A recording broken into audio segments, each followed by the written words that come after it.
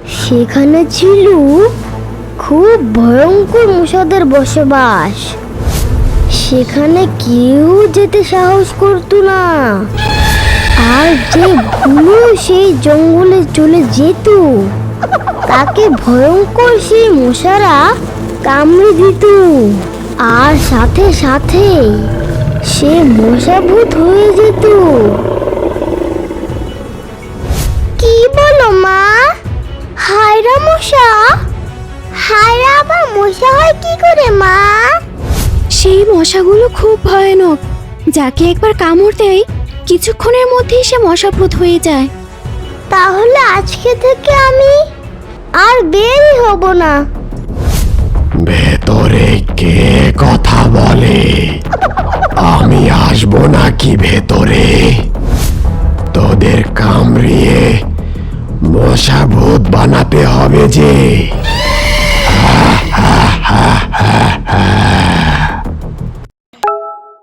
মায়াবী নদীর পাড়ে ছিল ছোট একটি জঙ্গল। সে জঙ্গলে বাস করত নানান রকমের পশু পাখি। সেই জঙ্গলের ছোট্ট একটি গুহায় বাস করত রূপালী। রূপালী একদিন জঙ্গলে ঘুরে বেড়াচ্ছিল। তখন চিল তাকে ডেকে বলে, কি গো রূপালী, কি খবর? কোথায় যাচ্ছ ওই দিক? কে? ও চিল ভাই, এই তো একটু সামনেই যাচ্ছিলাম। তা তুমি কেমন আছো? আর বলো না রূপালী, আজকাল মশার যা উৎপাত বেড়েছে না, চলাফেরা করা একেবারে ঢের মুশকিল। তা ঠিকই বলেছ, আজকাল মশা খুব বেড়ে গেছে। শুনেছি এই মশাগুলো নাকি খুব ভয়ঙ্কর, তাদের কামড়ে কেউ কেউ অসুস্থ হয়ে পড়ছে। রূপালী ও চিল দাঁড়িয়ে কথা বলছিল। ঠিক তখনই সেখান থেকে উড়ে যাচ্ছিল একটি কাক। কাককে উড়ে যেতে দেখে চিল বলে, ও কাক ভাই, বলি শুনছো? আরে এভাবে উড়ে চললে কোথায়? কোথায় যাচ্ছ গো? আরে চিলা রূপালি যে, তা খবর শোনোনি নাকি? জঙ্গলে ভয়ঙ্কর মশার উৎপাত বেড়েছে আজকাল। তা তো আমরা জানি, কিন্তু তুমি এভাবে ছুটে কোথায় যাচ্ছ শুনি? আরে ওই ভয়ঙ্কর মশার কামড় খেয়ে আমাদের হায়রা মশাই খুব অসুস্থ হয়ে পড়েছে, তাই ডাকতান্ত্রিককে ডাকতে যাচ্ছি। কি বলো কি? হায়রা মশাই অসুস্থ? হ্যাঁ গো, কাল রাতে মশার কামড়ে তিনি খুব অসুস্থ হয়ে গেছে। আচ্ছা ঠিক আছে, তাহলে তুমি বরং ডাকুতান্ত্রিককে ডেকে আনো। আমি আর রূপালী গিয়ে দেখি তিনি কেমন আছেন। আচ্ছা ঠিক আছে, তাই ভালো তাই ভালো, আমি এখন যাই। তারপর কাক সেখান থেকে উড়ে গেল ডাকুতান্ত্রিককে ডাকতে। বেশ কিছুক্ষণ পর রূপালী ও চিল হায়রার গুহার কাছে গেল। ও মরে গেলাম গো, কেউ আমাকে বাঁচাও, বাঁচাও আমাকে। ও হায়রা মশাই, আপনি শান্ত হন। কাক গিয়েছে ডাকুতান্ত্রিককে ডাকার জন্য, আপনার কিছু হবে না। হ্যাঁ হ্যাঁ হায়রা মশাই, আপনি শান্ত হন, তা না হলে আপনি যে আরো অসুস্থ হয়ে যাবেন। আমি যে আর পারছি না। ও আর কতক্ষণ লাগবে ডাকতান্ত্রিক আসতে? আমার যে প্রাণ চলে যাচ্ছে। ও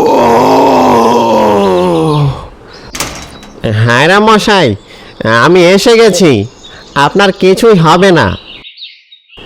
আপনি এসেছেন তান্ত্রিক মশাই, আপনি এসেছেন। আমাকে বাঁচান তান্ত্রিক মশাই, আমাকে বাঁচান। আপনি উত্তেজিত হবেন না হায়রা মশাই, আমি দেখছি কি হয়েছে।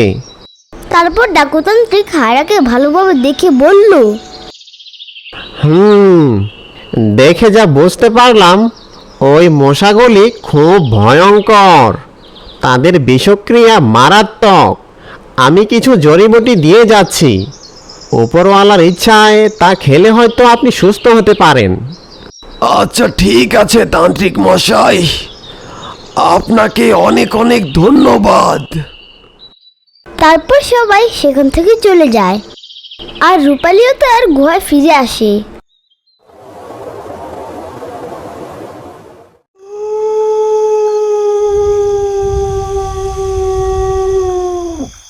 আর এদিকে রাতের বেলা দুটি মশা একসাথে কথা বলছিল। কি রে ঘটনা শুনেছিস? কি কি হয়েছে কি? তুই আবার কি শুনলি? আরে আমরা যে হায়রাটাকে বিষাক্ত বিষ দিয়েছিলাম তাকে তো ডাকতান্ত্রিক ঔষধ দিয়েছে রে। কি বলিস কি? তাহলে যে আমাদের প্ল্যান সব ভেস্তে যাবে। হায়রাকে যে ভয়ঙ্কর মশাভূত বানানো যাবে না। তাই তো বলছি, চল আজ রাতে হায়রার শরীরে আরো ভয়ঙ্কর বিষ প্রয়োগ করব, যাতে সে আজ রাতের ভেতরেই একটা ভয়ঙ্কর হায়রা মশায় পরিণত হয়। তারপর দুটি মশা হায়রার গুহার দিকে রওনা হয়।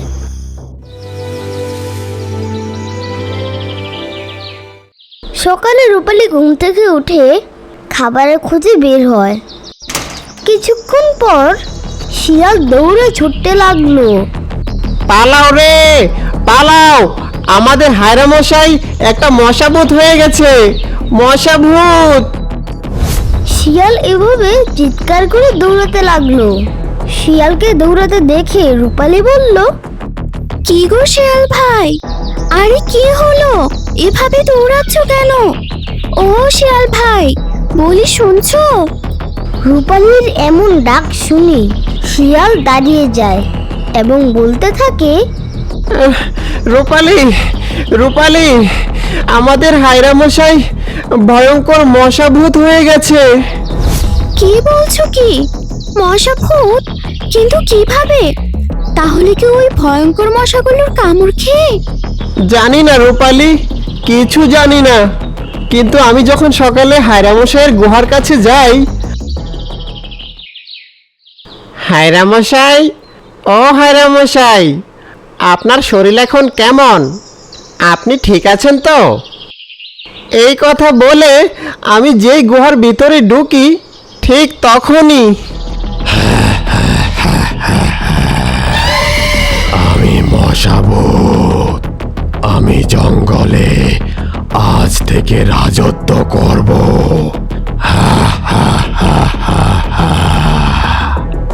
সবাইকে আমি মশাভূত বানাবো, শেষ করে ফেলবো সব। ওরে বাপ রে, হায়রা মশাই যে মশাভূত হয়ে গেছে, এখনই পালাতে হবে। তারপর আমি ওখান থেকে পালিয়ে এসেছি। আমি এখন যাই, ডাকুতান্ত্রিককে খবরটা দিতে হবে। তারপর শিয়াল সেখান থেকে চলে যায় আর রূপালীও তার গুহার দিকে রওনা হয়। রাস্তায় হঠাৎ চিলের সাথে রূপালীর দেখা। ও চিল ভাই, বলি শুনেছো কিছু? আমাদের হায়রা মশাই নাকি ওই ভয়ঙ্কর মশার কামড়ে একটা মশাভূত হয়ে গেছে। কি বলছো কি রূপালী? মশাভূত? তাহলে এখন কি হবে? চলো আমরা বরং ডাকুতান্ত্রিকের কাছে যাই। শিয়াল পণ্ডিত কিছুক্ষণ আগে গিয়েছে। তাহলে চলো তান্ত্রিক মশাইয়ের কাছেই যাই। তারপর রূপালী ও চিল ডাকুতান্ত্রিকের কাছে আসে। সেখানে এসে দেখে শিয়াল তান্ত্রিক মশাইয়ের কাছে দাঁড়িয়ে আছে। তান্ত্রিক মশাই, কোনো উপায় কি পেলেন? যতটুকু বুঝতে পারছি, ওই মশাগুলো কোনো সাধারণ মশা নয়। তারা হায়রা মশাইকে মশাভূত বানিয়ে দিয়েছে। তার মানে এখন হায়রা মশাই আর ওই মশাগুলো যাদেরকে কামড়াবে তারা সবাই মশাভূত হয়ে যাবে। তাহলে এখন কি হবে?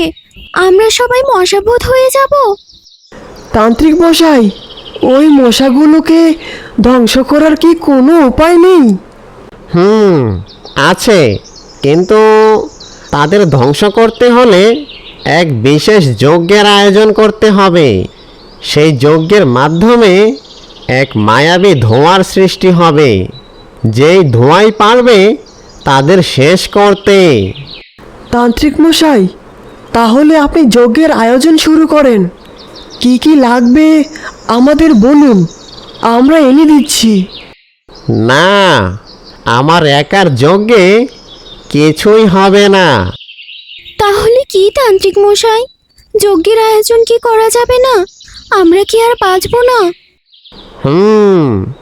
যজ্ঞের আয়োজন করা যাবে, তবে যদি পাশের জঙ্গল থেকে কাল্লু পাঠান তান্ত্রিককে আনা যায়, তাহলে আমাদের দুজনের যজ্ঞের মাধ্যমে সৃষ্টি করা যাবে সেই মায়াবী ধোঁয়া। তাহলে তান্ত্রিক মশাই, আমি এখনই গিয়ে কাল্লু পাঠান তান্ত্রিককে নিয়ে আসি।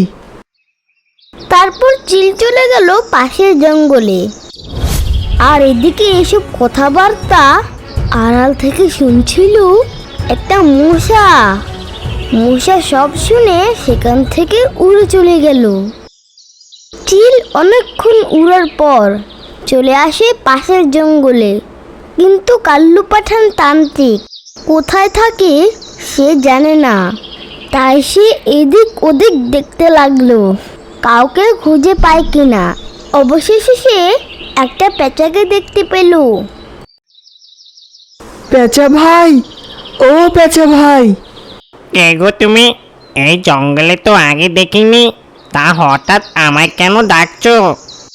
পেঁচা ভাই, আমি পাশের জঙ্গলে থাকি। তোমাদের জঙ্গলে এসেছি কাল্লু পাঠান তান্ত্রিকের খোঁজে। সে কোথায় থাকে একটু বলতে পারবে? বুঝেছি, কিন্তু তোমাদের জঙ্গলে তো ডাকুতান্ত্রিক আছে, তাহলে আমাদের তান্ত্রিক মশাইকে কেন দরকার? শোনো তাহলে। তারপর চিল সব খুলে বলে।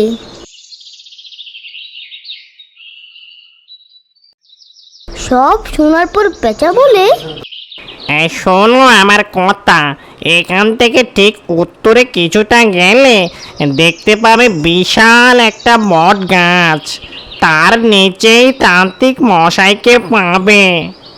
তারপর চিল পেঁচার কথা মতো উড়ে গেল সেখান থেকে।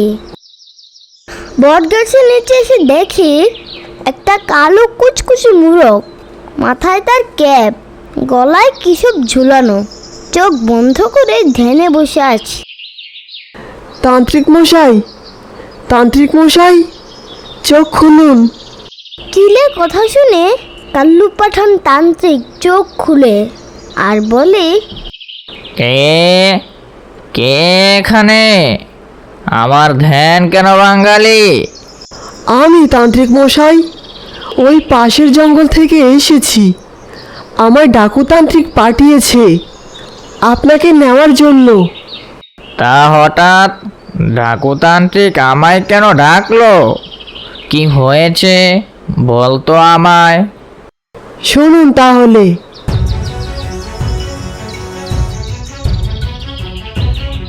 তাহলে চলো তোমাদের জঙ্গলে যাই। তারপর তারা সেখান থেকে রওনা হয়।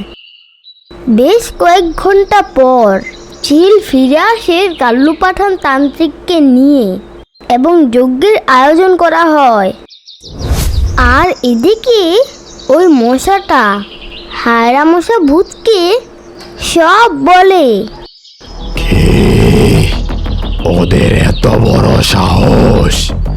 ওরা আমার মশা বাহিনীকে ধ্বংস করার ফন্দি আটছে। আমি এক্ষুনি গিয়ে ওদের সব কটাকে শেষ করে ফেলবো। হা হা হা হা হা। হায়রা মশা রাগে ভয়ঙ্কর আওয়াজ করতে করতে তার মশা বাহিনী নিয়ে আসতে থাকে। আর এদিকে ডাকুতান্ত্রিক ও কাল্লু পাঠান তান্ত্রিকের যজ্ঞের কারণে সৃষ্টি হয় এক কালো মায়াবী ধোঁয়া। বেশ কিছুক্ষণ পর সেখানে আসে হায়রা মশা ও তার মশা বাহিনী। কি রে, নির্বোধ তান্ত্রিকের দল, নাকি আমাদের ধ্বংস করার জন্য যজ্ঞ করছিস? তা কি দিয়ে ধ্বংস করবি শুনি? আমাদের ধ্বংস করা তোদের ক্ষমতার বাহিরে। মূর্খ মশার দল, তোরা ভেবেছিস আমাদের হায়রা মশাইকে বশ করে তোরা আমাদের শেষ করবি? ওই দেখ মায়াবী ধোঁয়া, এক্ষুনি এই ধোঁয়া তোদের শেষ করে ফেলবে। ডাকুতান্ত্রিকের কথা শেষ হওয়ার সাথে সাথেই কালো মায়াবী ধোঁয়া ভয়ঙ্কর রূপ নেয় আর হায়রামশা ও তার দলকে ঘিরে ফেলে।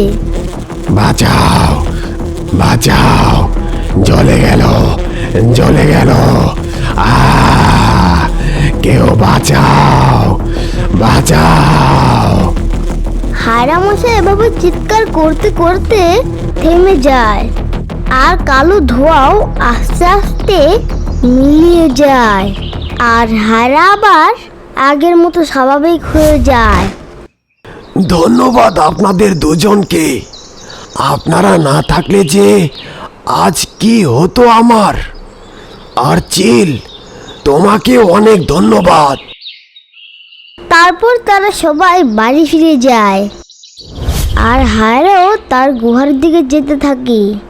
হঠাৎ সে রাস্তায় কিছু একটা দেখতে পেল আর একটু সামনে যেতেই দেখলো আরে, এটা তো একটা ডিম। বাহ, ভালোই হয়েছে। খুব খিদে পেয়েছে, কিন্তু ডিমটা কিসের ডিম? মনে হচ্ছে কোনো পাখির ডিম। যাই, ডিমটা গুহায় নিয়ে গিয়ে খুব মজা করে খাবো। তারপর হায়রাটা ডিমটাকে সাথে করে নিয়ে তার গুহায় ফিরে আসে। তারপর হায়রা ডিমটা মাটিতে রেখে যাই, একটু তাড়াতাড়ি ফ্রেশ হয়ে আসি, এসে আবার ডিমটা খেতে হবে। সে ফ্রেশ হওয়ার জন্য বাইরে গেল আর এদিকে সে ডিমটা নড়তে শুরু করে দেয়। সাথে সাথে ডিমটা ফেটে বের হলো একটা ভয়ঙ্কর মশার ছানা। সে ডিম থেকে বের হয়ে এদিক ওদিক ঘুরতে থাকে, কিন্তু সে কাউকেই দেখতে পায় না। ঠিক তখন সেখানে আসে হায়রা। সে এসে দেখলো ফ্রেশ হয়ে মনটা বেশ ভালোই লাগছে। এ কি, ডিমটা ফেটে গেল কিভাবে? এখানে কোনো শিয়াল আসলো না তো? কিন্তু শিয়াল তো এভাবে খাবার চুরি করবে না। তাহলে ডিমটা কে খেলো?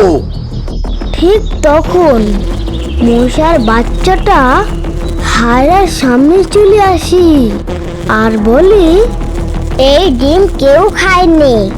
এই ডিমটা থেকেই আমি বের হয়েছি আর আমার খুব খিদেও পেয়েছে।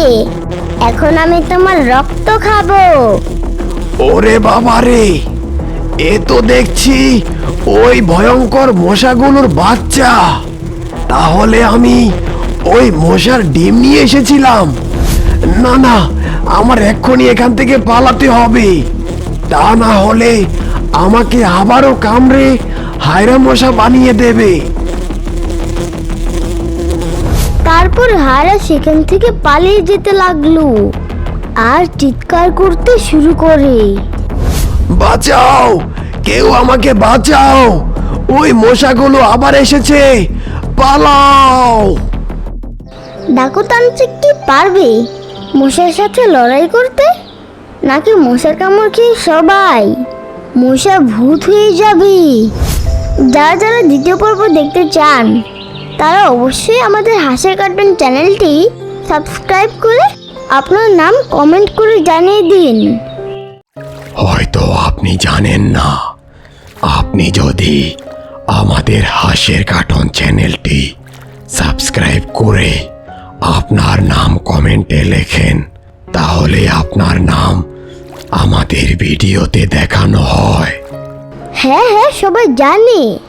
এবার আমাকে বলতে দাও। হ্যালো বন্ধুরা, তোমরা নিশ্চয়ই জানো আমাদের ভিডিওতে তোমাদের নাম দেখানো হয়। আজকের লাকি ড্রয়ের নির্বাচিত নামগুলো হলো সাদিয়া, ইকবাল হোসেন, জুনায়েদ, সুমাইয়া, তাহসিন, আরিয়ান আরাবি, আনিশা, ঋতিকা, ইসরাত জাহান ইভা, ইসমাইল হোসেন শান্ত, তানিশ, তাসকিয়া সিদ্দিকা, মিম, তোবা, মানিশা, রনিমিদ্দা, সুমাইয়া তামিম, রিপন, আফরোজ মণ্ডল। ভিডিওতে আপনার নাম দেখতে চাইলে শুধু নাম লিখলে হবে না, আমাদের হাসির কার্টুন চ্যানেলটি এক্ষুনি সাবস্ক্রাইব করে নিন।